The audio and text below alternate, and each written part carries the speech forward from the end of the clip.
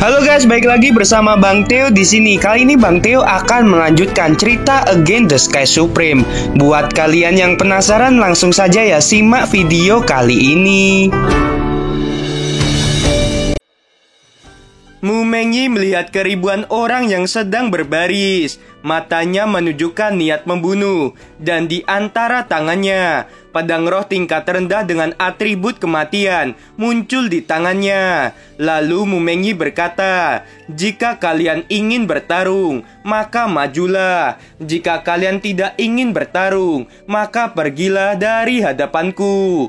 Pria yang baik tidak akan menyakiti wanita. Aku tidak akan pernah membiarkanmu pergi jika aku punya kesempatan," kata seorang murid divisi Jiwa Suci sambil meninggalkan barisan. Segera beberapa murid menatap Mu Mengyi dengan niat membunuh, dan beberapa menundukkan kepala dan pergi. Setelah 3 napas, ribuan murid yang telah bersumpah untuk membunuh Mu Mengyi masing-masing meninggalkan barisan dan kembali ke tempatnya. Mereka tidak bodoh, sebaliknya mereka sangat cerdas. Han Li yang terkenal kuat saja dibunuh oleh Mu Mengyi.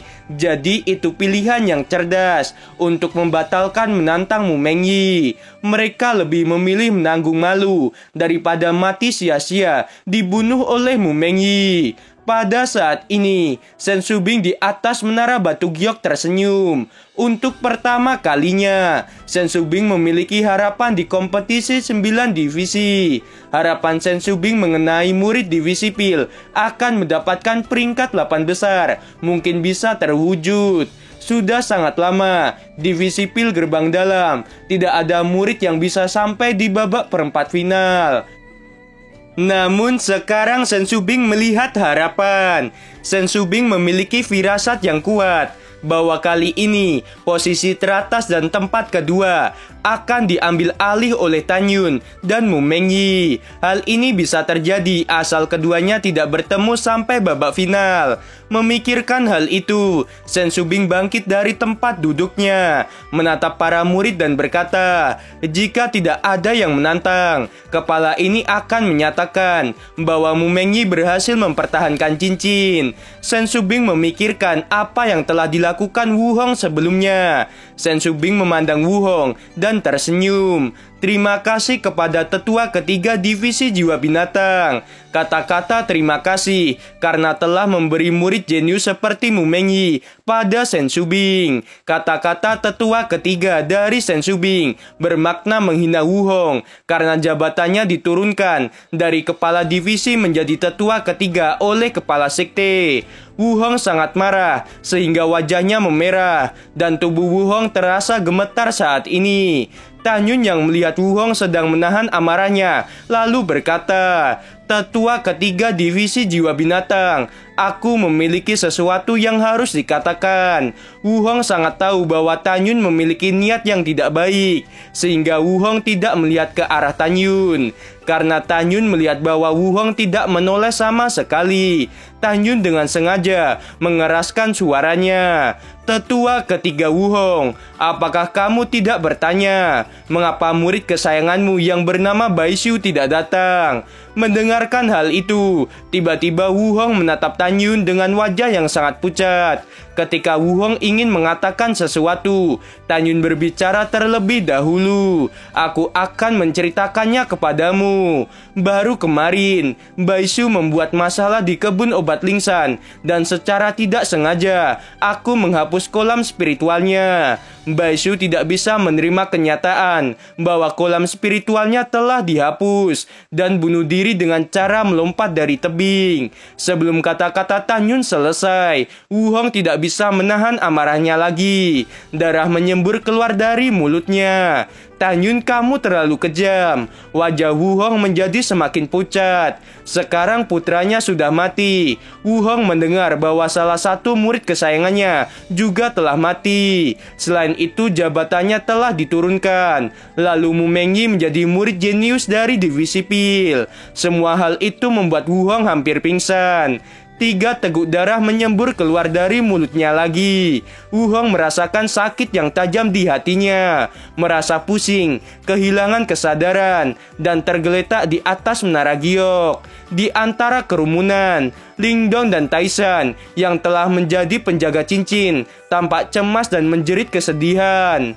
Di atas menara giok, kepala divisi jiwa binatang yang baru, yaitu si Changqing, memeriksa luka Wuhong. Setelah itu si Changqing menatap Lingdong dan Taishan, lalu berkata, "Jangan khawatir, tetua ketiga hanya pingsan.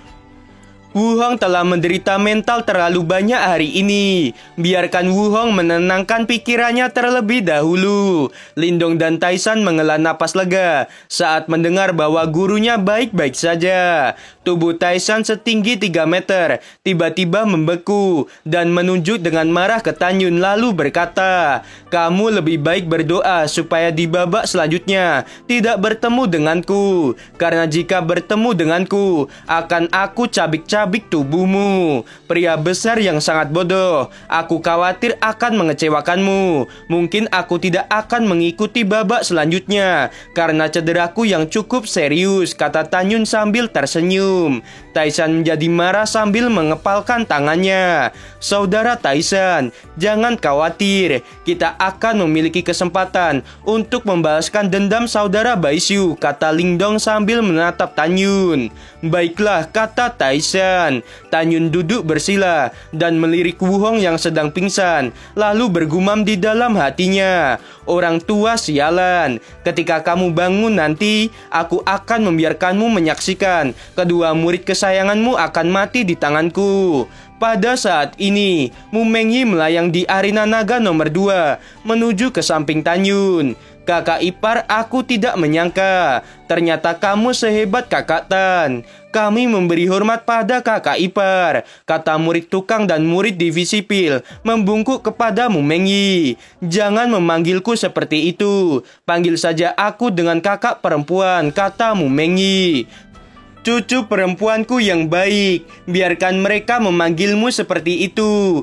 Bagaimanapun, cepat atau lambat, kamu akan menjadi istri Tanyun," kata Shen Qingyu berjalan mendekat dan menatap Mu Mengyi. Shen Qingyu hanyalah penatua agung gerbang luar, jadi tentu saja Shen Qingyu tidak memenuhi syarat untuk duduk di atas menara batu giok. Shen Qingyu sekarang menatap Mu Mengyi dan Tanyun dengan bahagia. Pada saat ini, di atas menara batu giok, kepala 5 jiwa berdiri dan berkata dengan pelan, "Selanjutnya, murid divisi 5 jiwa yang akan menjadi penjaga cincin." Divisi 5 jiwa diwakilkan oleh Wuling, Sui Zian, dan Chen Jinyue. Ketiganya berkata serempak. Murid mematuhi perintah. Ya, kepala 5 jiwa menatap ketiganya dan mengangguk. Wuling adalah cucu dari kepala 5 jiwa, dan pada saat yang sama, kekuatannya diakui sebagai yang terkuat di antara murid-murid divisi 5 jiwa gerbang dalam.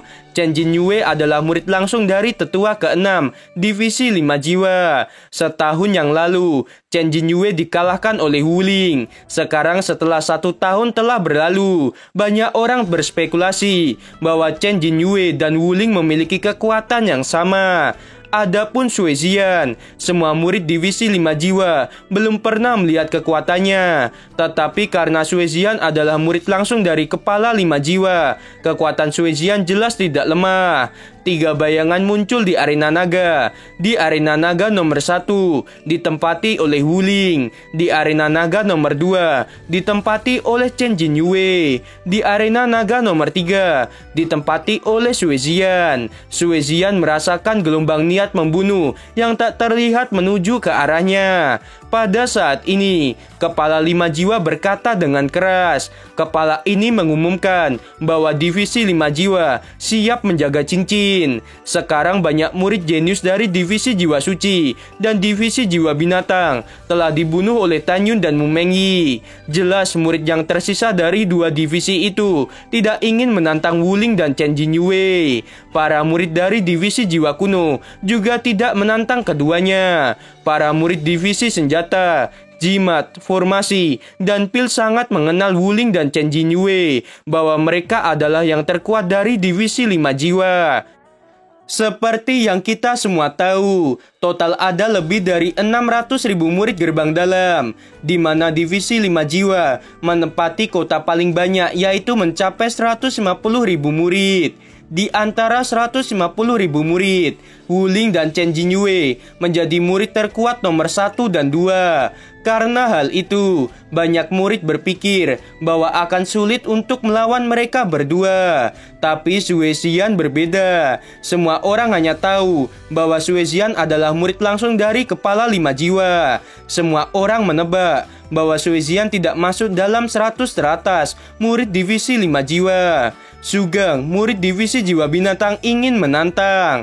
Sugang bergegas menaiki arena naga nomor 3, memelototi Sue Xian dan berkata, "Kamu adalah adik perempuan Mu Mengyi dan adik ipar Tan Yun kan?" Sue Xian mencibir, "Apakah karena kamu tidak dapat mengalahkan kakak perempuanku dan kakak iparku, lalu kamu ingin melampiaskan amarahmu padaku?" Sugang tersenyum dan berkata, "Kamu bisa menganggapnya seperti itu, tetapi yang pasti bahwa kamu akan segera mati. Kamu seorang pria yang tidak tahu malu. Pergilah ke neraka," kata Sue Xian dengan keras. Sugang tiba-tiba berhenti tertawa. Sugang melihat Sue Xian melesat dengan cepat ke arahnya. Ketika Sugang mencoba menghindar, rasa sakit kesemutan datang dari lehernya. Aku tidak tahu kapan wanita sialan itu mengeluarkan pedangnya. Darah terus menetes dari leher Sugang. Sue Xian tidak melihat ke arah Sugang, tetapi Sue Xian menatap semua murid. Matanya dipenuhi dengan niat membunuh dan berkata, "Aku akan mengatakan bahwa musuh kakak iparku dan kakak Mengyi juga musuhku. Jika ada seorang yang mencoba mengganggu kakak Mengyi dan kakak iparku, maka nasib orang itu akan seperti Sugang." Saat ini, Sugang menutupi lehernya yang tersayat pedang dan tubuhnya jatuh lemas di atas arena naga. Setelah beberapa saat, Sugang mati karena kehabisan darah. Semua orang melihat tubuh Sugang dan terdiam. Niat membunuh yang mereka tunjukkan pada Sue Xian juga menghilang. Semua orang tahu bahwa Sugang adalah murid peringkat ke-50 dari divisi jiwa binatang. Tetapi Sugang dibunuh oleh Sue Xian dengan sangat mudah. Ratusan ribu murid saat ini kebingungan karena mereka tidak melihat serangan yang dilakukan oleh Sue Xian pada Sugang.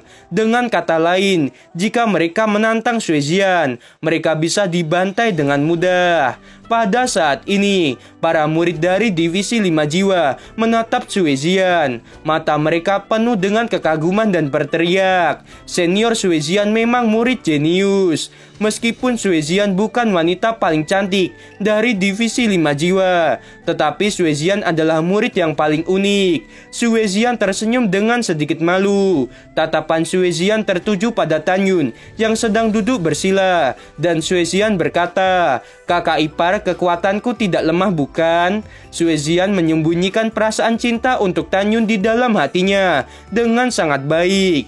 Pada saat ini, hanya Tan Yun yang ada di dalam pandangan Sue Xian. Tan Yun menatap Sue Xian dan tampak sedikit terpesona. Tan Yun tidak menyangka bahwa Sue Xian yang selalu riang memiliki sisi pendiam dan cantik. Mu Mengyi memperhatikan bahwa Tan Yun dan Sue Xian saling berpandangan.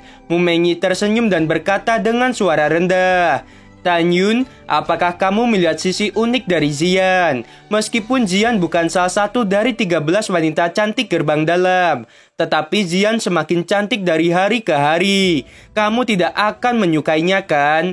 Mendengarkan hal itu, Tan Yun berkata, "Jangan bicara omong kosong. Sue Xian adalah adik iparku." Mu Mengyi melihat wajah Tan Yun memerah untuk pertama kalinya. Pada saat ini, di arena naga nomor 1, Wuling memandang Sue Xian dan Tan Yun dengan marah, mengepalkan tangannya, dan bergumam, "Tan Yun, aku harus membunuhmu." Di atas menara giok, kepala 5 jiwa menyukai dan membenci Sue Xian.